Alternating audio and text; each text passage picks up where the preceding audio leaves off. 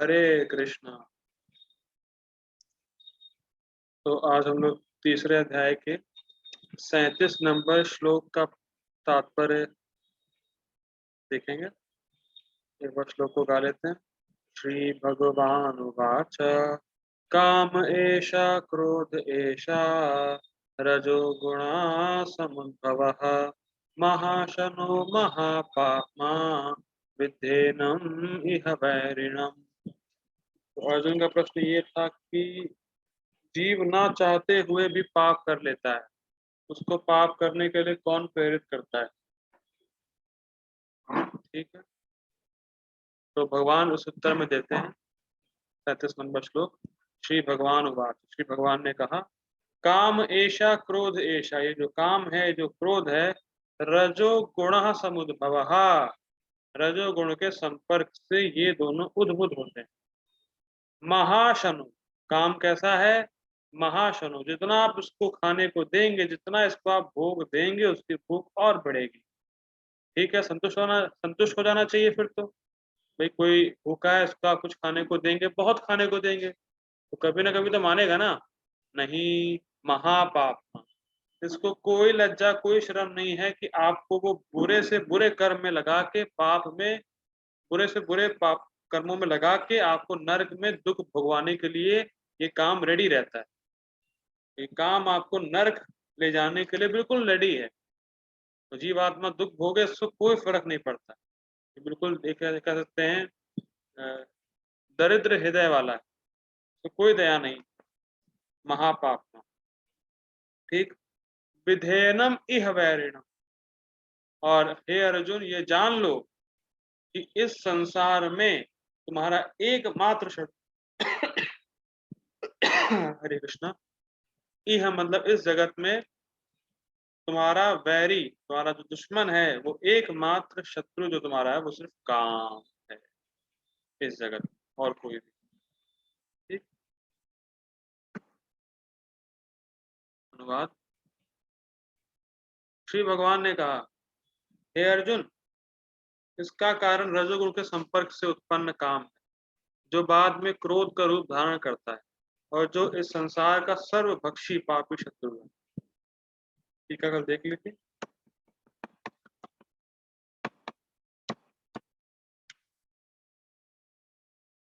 Purport by His Divine Grace Shri Bhaktivedanta स्वामी श्रील प्रभुपाद की जय हो। जब जीव आत्मा भौतिक सृष्टि के संपर्क में आता है तो उसका शाश्वत प्रेम, शाश्वत कृष्ण प्रेम रजोगुण की संगति से काम में परिणत हो जाता है। ठीक, मतलब रजोगुण के संपर्क से जो उसका जो ओरिजिनल कृष्ण के प्रति प्रेम था, वो रजोगुण की वजह से काम में कन्वर्ट हो गया। अथवा दूसरे शब्दों में, ईश्वर प्रेम का भाव काम में उसी तरह बदल जाता है जिस तरह इमली के संसर्ग से दूध दही में बदल जाता है। कल टीका में हम लोगों ने देख लिया था इस चीज, सेम एग्जांपल। और जब काम की संतुष्टि नहीं होती तो यह क्रोध में परिणत हो जाता है, क्रोध मोह में, और मोह इस संसार में निरंतर बना रहता है। तो क्या सीरीज हम लोगों ने देखी? जो जीव का कृष्ण प्रेम है, उसका संपर्क रजोगुण से हुआ तो आया काम, काम में बाधा आई, हुआ क्रोध, क्रोध आ गया तो हुआ मोह, और ये मोह इस संसार में हमेशा बना ही रहता है। ठीक, मोह मतलब क्या है? मोह मतलब कि व्यक्ति समझ नहीं पाएगा कि वो है कौन, पहली चीज। और दूसरा, मोह के चक्कर में वो अपनी पहचान शरीर से करेगा, और जब अपनी पहचान शरीर से करेगा तो शरीर के स्तर के कार्यों में हमेशा लगा रहेगा। ठीक है, आगे पढ़ते, सिंपल था। अतः जीवात्मा का सबसे बड़ा शत्रु काम, और यह काम ही है जो विशुद्ध आत्मा को इस संसार में फंसे रहने के लिए प्रेरित करता है। इंटरेस्टिंग, मतलब काम ही एकमात्र आपका शत्रु है जो आपको नित्य आनंद जहां पर है उस स्थान में नहीं पहुंचने दे रहा है। बात समझ में आ रही? नित्य आनंद कहाँ? भगवान के धाम, भगवान के पास नित्य आनंद, और कोई मिलावट नहीं है, वो शुद्ध आनंद है। यहाँ पे तो सुख और दुख दोनों डुअलिटी चलती रहती है, लेकिन ऐसे स्थान जहाँ पे आपको लाखों करोड़ों गुना मतलब अनंत सुख की अनुभूति होगी, और वो भी नित्य हमेशा होती ही रहेगी, कभी ये सुख खत्म नहीं होगा, तो वहां पे आप क्यों नहीं पहुंच पा रहे? क्या कारण है भाई? काम। देखिए बहुत सिंपल है, आपका दुश्मन ही नहीं चाहेगा कि आप सुखी रहें। ठीक प्रभु जी, आपको ऐसा फीलिंग होती है? यस प्रभु जी, जो ऐसा आप है।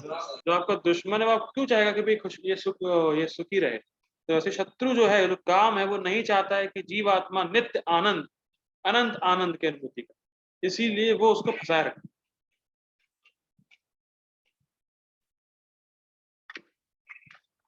ठीक है। तो आत्मा फंसती कैसे? तो भी इंटरेस्टिंग है। तो ये बहुत बहुत सिंपल है। देखिए, जब काम उत्पन्न हुआ तो काम से उसने भोग किया, वो भोग फिर काम वासना को जागृत करे। फॉर एग्जाम्पल, मान लीजिए आपने एक बीज से पेड़ उगाया, उस पेड़ से 50 बीज निकले, आपने उन 50 बीजों को बोया, फिर उनसे कितने बीज निकले? फिर पेड़, फिर बीज, फिर पेड़, फिर बीज, मतलब जो काम से पीड़ित है तो वो चलता रहेगा, चलता रहेगा, चलता रहेगा। तो ऐसे फंसाता है काम। एक बार तो, बस एक बार वो कर लो, एक बार। अच्छा, एक ही बार करना है, बस एक बीज बोया, बहुत सारे बीज निकल गए, एक और बार, फिर ऐसे करते करते करते करते वो कभी वो संतुष्ट होगा नहीं काम, और आपको फंसाया रहेगा। ठीक। क्रोध तमोगुण का प्राकट्य है। ये गुण अपने आप को क्रोध तथा अन्य रूपों में प्रकट करते हैं। देखिए, रजोगुण तमोगुण आपको दिखेगा नहीं अपने आप, लेकिन इसके प्रभाव का आप अनुभव कर सकते हैं। ठीक, वही प्रभुपाद जी बात कह रहे हैं कि जो हवा है वो दिखती नहीं, लेकिन हवा का अनुभव सबको होता है, और खास करके गर्मी में तो होता ही होता है। कितने लोग एसी की हवा देख पाते हैं बाबू जी? देख पाते हैं आप एसी की हवा को? ना ना। इतनी देखते हैं ना कि ठंडा होता है कमरा। यस प्रभु जी, महसूस करते हैं। होता है, तो वही वो हवा का प्रभाव है। ठीक है। जैसे गुण दिखते नहीं, लेकिन गुण का प्रभाव क्या है? रजोगुण होगा तो काम होगा, तमोगुण होगा तो क्रोध होगा। ठीक। अतः यदि रहने तथा कार्य करने की विधियों द्वारा रजोगुण को तमोगुण में ना गिरने देकर सतोगुण तक ऊपर उठाया जाए, ठीक है, तो मनुष्य को क्रोध में पतित होने से आध्यात्मिक आसक्ति के द्वारा बचा जा सकता है।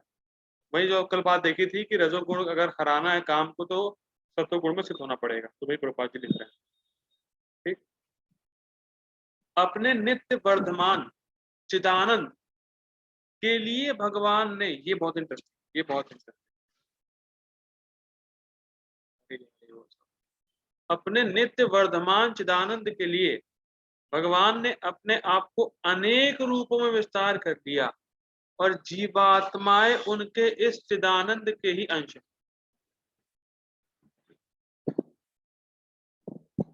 बात समझ में आ रही है?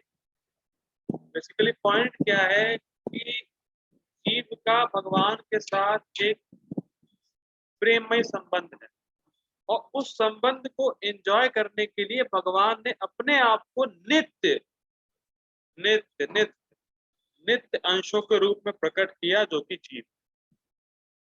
फिर रिपीट कर रहा हूँ, तो जीव का भगवान के साथ एक प्रेम में संबंध है जो कि स्पिरिचुअल है। भगवान ने इस संबंध को एंजॉय करने के लिए अपने आप को अलग अलग रूप में विस्तारित किया, जो कि जीवात्माएं हैं, जो कि भगवान की विभिन्न अंश हैं और नित्य हमेशा से ही। ऐसा नहीं कि मुक्ति के बाद अंश जाके अंश में मिल जाएगा, ऐसा नहीं। वो नित्य ही, मतलब जीवात्मा हमेशा से है और भगवान हमेशा से। ठीक। उनको भी आंशिक, अब प्रभुपाद जी इस लाइन को लिख क्यों रहे हैं, ये बहुत इंपॉर्टेंट। प्रभुपाद जी इस बात को क्यों लिख रहे हैं? देखिए, हम लोग ने पता नहीं, मैंने तो बहुत बार प्रभुपाद जी के इस पर को पढ़ा है, लेकिन पहली बार इस चीज को सामने आई कि प्रभुपाद जी इसको लिख क्यों रहे हैं। अभी क्लियर होगा भगवान जी इसको क्यों लिख रहे हैं। उन आगे पढ़ते हैं, उनको भी आंशिक स्वतंत्रता प्राप्त है, किसको? जीव को। किंतु अपनी इस स्वतंत्रता का दुरुपयोग करके जब वे सेवा को इंद्रिय सुख में बदल देती है तो वे काम की चपेट में आ जाती है। बताया जा रहा है किस प्रकार से संस्कार प्रेरित नहीं करते हैं, क्योंकि जीव के पास भी फ्री विल है, क्योंकि जीव भगवान का, भगवान स्वराट, भगवान इंडिपेंडेंट है, तो कुछ आंशिक मात्रा में वो इंडिपेंडेंस जीव को भी दे रखी है भगवान। तो जीव के पास भी फ्री विल है, और जब वो फ्री विल संस्कार से मिलती है, फ्री विल प्लस संस्कार, तो जीव अपनी इच्छा से उस संस्कार को धारण करता है, तब वो काम का निर्माण।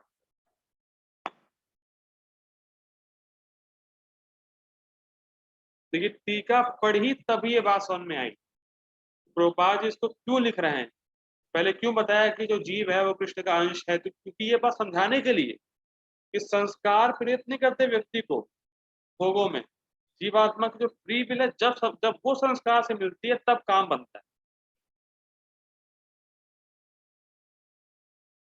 ठीक है, अब पता नहीं कितने लोगों ने इस परपट को ऐसे देखा होगा,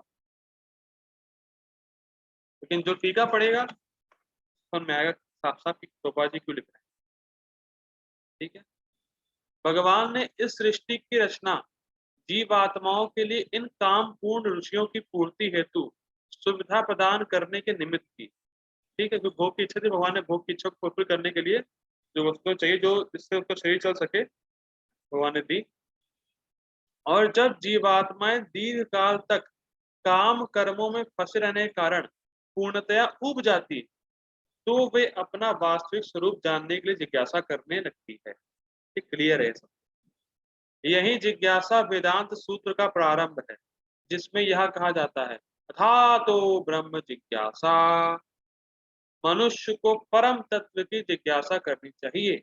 और इस परम तत्व की परिभाषा श्रीमद् भागवतम में इस प्रकार दी गई है, जन्मादयस्य तो अन्वयाद तरतचार्थेषु अभिज्ञ स्वरा, तेने ब्रह्म हृदयादि कवये मुह्यन्ति यसूरया, तेजो वारि मृदाम यथा विनिमयो, यत्र त्रिसर्गो मृषा धाम्ना स्वेन सदा निरस्त कुहकम सत्यम परम धीमहि। एक एक एक भाग करने का फायदा है। सारी वस्तुओं का उद्गम पर ब्रह्म, मतलब सारी वस्तुएं कृष्ण से आई हैं। अब तो इस बात को घुमा दिए। अब कोई कह सकता है, मैं क्वेश्चन पूछता हूँ पहले तो, फिर आगे पढ़ेंगे। नरसिम्ह देव जब आए थे, नरसिम्ह देव आए थे,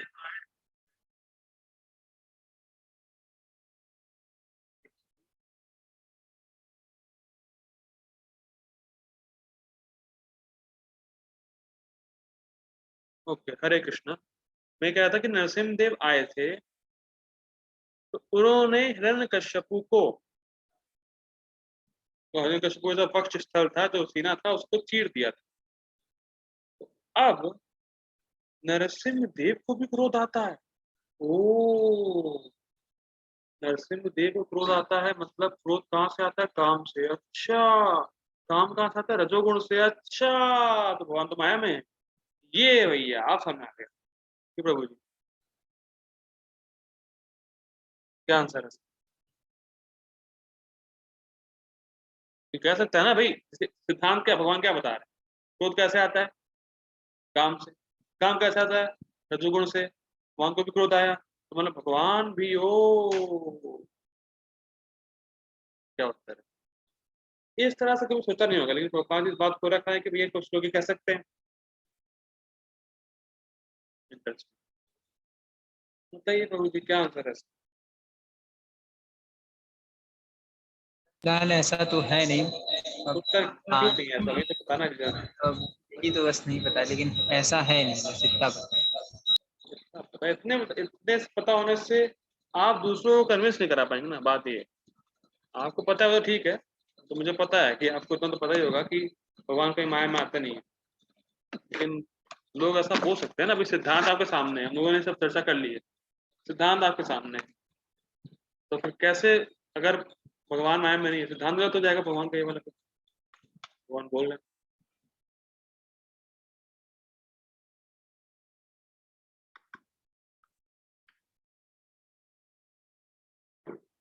इंटरेस्टिंग है। चलिए ठीक है, हम लोग पढ़ते हैं, आगे भी चर्चा करनी है, थोड़ा समय नहीं लेंगे। ठीक है, थीम समझ गए कि थीम क्या है? थीम श्री प्रभुपाद जी इसीलिए उसको बता रहे हैं, क्यों ऐसा प्रभुपाद जी बोल रहे हैं पट में आगे। थीम ये, जन्मादशतो अनव्याद तरतश्चा, सारी वस्तुओं का उद्गम पर ब्रह्म है, अतः काम का उद्गम उद्गम भी पर ब्रह्म से हुआ है। जो काम है वो भी कृष्ण से है।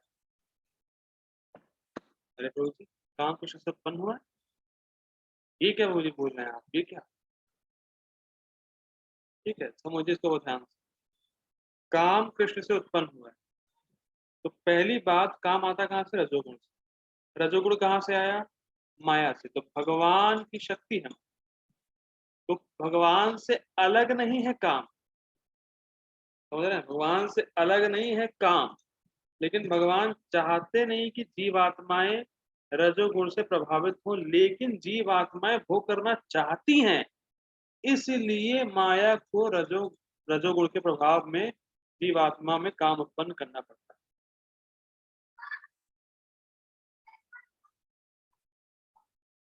समझ में आ रहा है? भगवान से अलग नहीं है, क्योंकि भगवान की शक्ति है माया, लेकिन भगवान नहीं चाहते कोई जीवात्मा रजोगुण से प्रभावित हो, लेकिन वो भोग करना चाहती है, इसी वजह से भगवान ने माया को रचा है, जिससे कि व्यक्ति भोग कर सके। अब उसका बहुत अच्छा एग्जाम्पल है। देखिए, गाय से दूध भी आता है, गाय से गोबर भी आता है। कोई कहे कि मैं गोबर खा लूंगा,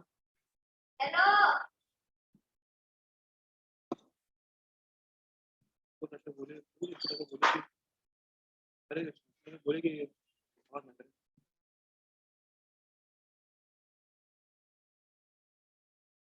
हरे कृष्ण। तो गाय से गोबर भी आता है, गाय से दूध भी आता है। कोई कहे कि नहीं, मैं गाय ओ सॉरी मैं गोबर खा लूंगा दूध की जगह, ना, दूध अलग है और गोबर अलग है, लेकिन आया उसी से ही है, गाय से ही दोनों आई। समझ रहे पॉइंट? तो भगवान से ही काम उत्पन्न हुआ है, और जब भगवान से काम उत्पन्न हुआ है तो काम भगवान को ढक नहीं सकता। बात समझ में आ रही है? इसको और अलग एंगल से ले, कोई व्यक्ति का अच्छा गाय, ऐसा गाय से गोबर आता है, अब वो अपने घर जाए और 2 टन गोबर इकट्ठा कर ले और आपको लेके आए, देखो ये गाय, आप मान जाएंगे तो इसको? नहीं प्रभु जी। नहीं मानेंगे, क्यों? क्योंकि गाय से गोबर आता है, ठीक है, गोबर गाय को ढक नहीं सकती। इसीलिए भगवान से काम आया है, लेकिन भगवान काम के वश में कभी नहीं आ सकते, क्योंकि ओरिजिन भगवान। लेकिन जीवात्मा भोग करना चाहती है, इसी वजह से माया उनको ढकती है। ठीक, आगे बढ़ते हैं। अतः यदि काम को, अब इंटरेस्टिंग की जो काम है, अब काम को भी आप कैसे प्यूरिफाई कर सकते हैं? काम का भी आप कैसे, देखिए, क्योंकि देखिए, काम भी भगवान से आया है, तो भगवान से जो चीज आई है वो गलत नहीं है, लेकिन उसका हम यूज गलत करना चाहते हैं। जीवात्मा भोग करना चाहती है, इस वजह से काम, उनमें जो काम है वो भोग भोग प्रवृत्ति का है, उससे वो जीवात्मा का जो ज्ञान है वो ढकेगा। लेकिन अगर आप उसी काम को, क्योंकि काम तो फीलिंग है, वो तो फिर रहेगी रहेगी, क्योंकि भगवान में भी है, उसी काम को अगर आप अच्छे अच्छे वर्ग में यूज करेंगे, तो वो काम भी आपको हेल्प करेगा इस जगह से बाहर निकलने में। बस देखिए, मैं, जैसे मान लीजिए कोई कहे कि आप, फॉर एग्जाम्पल कोई कहे कि अरे जीभ जीभ बहुत दिक्कत देती है, मतलब जैसे मान लीजिए कोई कहे कि जीभ, क्योंकि सबसे डिफिकल्ट सेंस होता है जीभ कंट्रोल करना। कोई कहे कि भाई जीभ जो है कंट्रोल में आती नहीं है, और जीभ जीभ जीभ जो है वो खूब भोग करना चाहती है, तो गोपाल जी क्या बोलते हैं, इस जीभ को प्रसाद खिलाओ, और जब इस जीभ को प्रसाद खिलाओगे तो जीभ जीभ जो तुम्हारी जो टंग है वो प्योरीफाई हो जाएगी। तो वैसे अगर हम काम को सही जगह यूज करते हैं, तो काम भी हमें प्योरीफाई करे। तो प्रभुपाद जी ये नहीं कह रहे कि तुम्हें अपने काम को दबाना है, ये कोई ऐसा करना है वैसा करना है, क्योंकि प्रैक्टिकल एग्जाम्पल प्रभुपाद जी दे रहे हैं कि अपने जो तुम्हारे अंदर काम भी है उसको भी कैसे आप अच्छी जगह यूज कर सकते हैं। अब देखते हैं, अतः यदि काम को भगवत प्रेम या कृष्ण भावना अमृत में परिणत कर दिया जाए, या दूसरे शब्दों में कृष्ण के लिए ही सारी इच्छाएं हों, तो काम तथा क्रोध दोनों ही आध्यात्मिक बन सके। आपका काम और क्रोध भी स्पिरिचुअल हो जाए। कल मुझसे कोई पूछा था कि प्रभु जी क्रोध करना क्या सही है, तो क्रोध करना कब सही है, ये वो प्रभुपाद जी बता रहे हैं। भगवान राम के अनन्य सेवक हनुमान ने रावण की स्वर्णपुरी को जलाकर अपना क्रोध प्रकट किया, लेकिन वो क्रोध सामान्य क्रोध नहीं, क्योंकि उस क्रोध से हनुमान जी भगवान की सेवा कर रहे, किंतु ऐसा करने से वे भगवान के सबसे बड़े भक्त बन गए। यहाँ पर भी श्री कृष्ण अर्जुन को प्रेरित करते हैं कि वे शत्रुओं पर अपना क्रोध भगवान को प्रसन्न करने के लिए दिखाएं। अतः काम तथा क्रोध कृष्ण भावना अमृत में प्रयुक्त होने पर हमारे शत्रु ना रहकर हमारे मित्र बन जाते हैं। ठीक, तो गोपाल जी इसको बिल्कुल प्रैक्टिकल दिखा रहे हैं कि अगर आप, जो आपका शत्रु है काम और क्रोध, उसको आप कृष्ण की सेवा में लगाएंगे तो फिर वो शत्रु नहीं रह जाएंगे, तो आपके दोस्त बन जाएंगे, क्योंकि आप उसी उसी काम और क्रोध को भगवान की सेवा में लगा के मुक्त हो जाएंगे। तो बहुत प्रैक्टिकल हमें सीख मिलती है कि हमें सारी चीजें कृष्ण के लिए करनी है। तो अगर कोई भक्तों की निंदा कर रहा है, भक्तों को मार रहा है, भक्तों पर हिंसा कर रहा है, तब क्रोध दिखाना चाहिए। या भगवान की निंदा करे, भगवान पे कुछ आरोप लगाए, तो क्रोध करना चाहिए। ठीक है, लेकिन ये नहीं कि भक्तों पर हिंसा हो रही है, अरे क्रोध, अरे रजोगुण, अरे वो शत्रु, ये सब नहीं, तब क्रोध दिखाना चाहिए, तब असली क्रोध दिखाना चाहिए, क्योंकि वो क्रोध फिर भगवान की सेवा के लिए यूज होगा, फिर आप उसी से मुक्त हो पाएंगे। ठीक है, तो इसलिए काम और क्रोध को दबाना नहीं है, उसको सही जगह लगाना है। Okay, so we will move to our next shloka.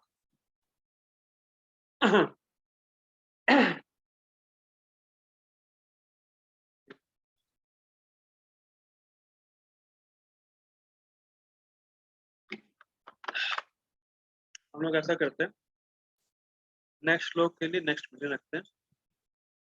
I request all of you to join again. अब बड़ा इंटरेस्टिंग आने वाला है, how lust covers our real knowledge. आज का टॉपिक जो है वो अब शुरू होने वाला है। तो I request all of you to join again in next meeting immediately. Hare Krishna.